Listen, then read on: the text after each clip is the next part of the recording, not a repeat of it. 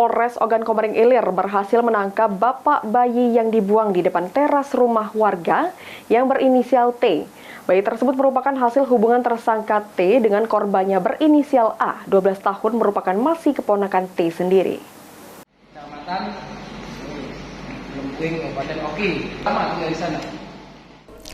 Polres Ogan Komering Ilir berhasil menangkap bapak bayi yang dibuang di depan teras rumah warga berinisial T. Bayi tersebut merupakan hasil hubungan tersangka T dengan korbannya berinisial A, 12 tahun. Kapolres Ogan Komering Ilir AKBP Hendrawan Susanto menjelaskan, diungkapnya pelaku berawal dari petunjuk tulisan huruf S pada kardus yang digunakan saat membuang bayi, di mana huruf S dimaksud nama desa yakni Sidang Sari tempat tersangka berada.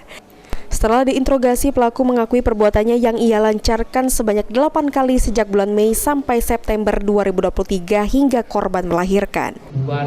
Terhadap anak, akibat persetubuhan terhadap anak tersebut, maka anak yang di bawah umur hamil dan melahirkan dilakukan pada kurun waktu bulan Mei sampai September 2023.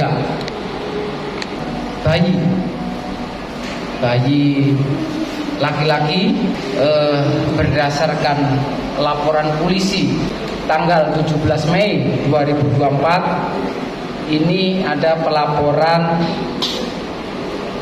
tentang tindak pidana persetubuhan terhadap anak di bawah umur.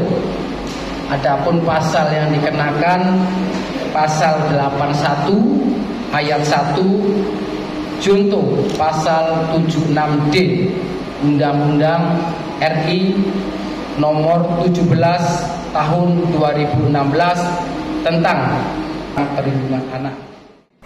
Aksi cabul yang dilakukan tersangka terjadi saat korban tengah bermain ke rumah temannya yang merupakan anak dari tersangka di Dusun 4 Sidang Sari, di mana korban ditarik tangannya dan dibawa ke sebuah rumah kosong tak jauh dari rumah pelaku. Pelaku melancarkan perbuatan bejatnya sembari mengancam korban untuk tidak menceritakan kejadian tersebut.